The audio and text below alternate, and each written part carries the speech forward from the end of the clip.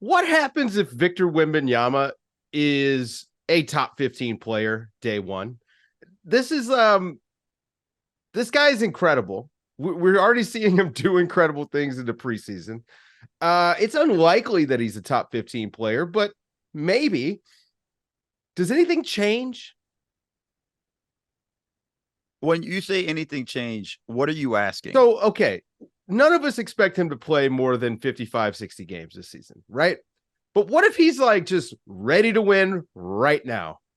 Can the San Antonio Spurs put together a package and get the next disgruntled guy or the guy who's available and pair with them? Like, is there a scenario in which he is just too good and they have to start trying to win now because why not? I think their offseason sort of answered that question already. I think they were very conservative this offseason. And in some ways, I think that's smart because I think the temptation would be there. Like they suddenly they're 30 games into the season and they're 14-16, and he's like getting legit all-star buzz. There's going to be that tendency to want to, but they're not ready to win a title this year, no matter how good he is. Right. And I think title playoffs. They're not even ready to make the playoffs this year. I mean, what if he's a top 15 guy and they are in that play-in discussion? You know, I mean, do they go for it? I mean, the whole thing is, I think the thing it was there was the play in a preseason game the other day where he kind of catches an alley-oop from like 9 feet away from the basket over Thomas Bryant, and the look on Bryant's face he gives to the bench as he runs down the court. I think that the whole league is going to feel like, what the hell just happened? I think there's going to be a lot of that this year. And it's going to be exciting, but I think that them being slightly judicious this offseason and sort of almost taking that off the table by not being more aggressive this offseason, I think is probably better for them long term. Of course. Than trying to be. We don't want better. We want fun. No. First off, you mixed up your dunk, Seth, which isn't surprising because there were so many freaking amazing plays in that game. I just want to be clear about this one. The alley-oop was off of a give and go where he initiated the offense, hit the wing, and then ran down and then basically just cut down the lane and got the lob. The one you're talking about where Bryant looked around going like, what the fuck, was when he got dunked on by like basically the dude was at the dotted lines. And he just go gadget arms action there. This dude's amazing. We're going to have nights where we're just going to be in awe of like all the things he's doing. I just dropped a one more thing just on his defensive range and what he can do defensively. It's amazing. But this team, even if he's a top 15 player, okay, they'll still be 12th in the West. Like this, the West is brutal. This team is not well equipped. I mean, they're working on figuring out who works around him.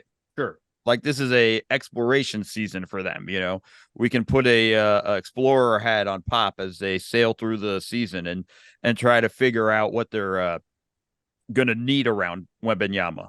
But I think that's the deal there. I think there's no circumstances where I think they feel like they're going to go for it in any instance.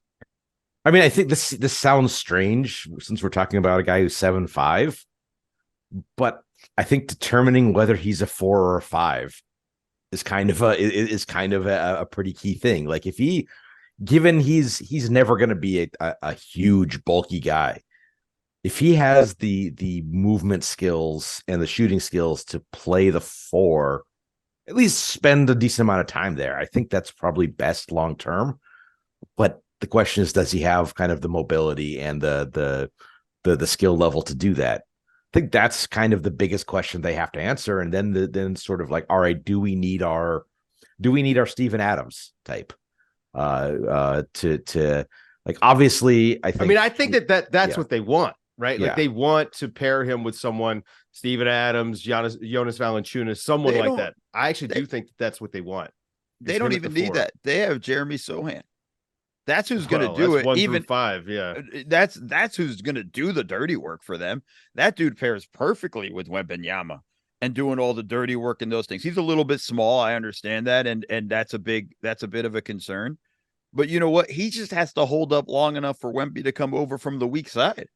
And by the way, he doesn't have to come that far. He didn't have to go far. He could just put his arm out by standing Listen, at the other block. Like my dream, all I want, guys, I want a Bowl reclamation project in San Antonio so we can have Bowl and Victor Wembanyama just stand arm to arm. It's the perfect defense. Tell me I'm wrong. They can touch hands across the lane. There no fear of a 3 seconds violation. No counting 2.9. Doesn't matter. By the way, speaking of mobility, did you guys see that like mid-range fadeaway he hit in the game, Victor Wembanyama? Yes. I mean, this guy, like, never seen anything like this ever. He has shades of Kevin Durant in his game. Like, that's the thing. And it's just the amount of times he's going to go to the free throw line where guys are trying to get at his shot and hit him on the arm is going to be crazy. And then when they adjust and it's going to turn into, well, we have to get it before before he gets the ball above his shoulders, the fouls they're going to get for just reaching. He's going to live at the line at one point.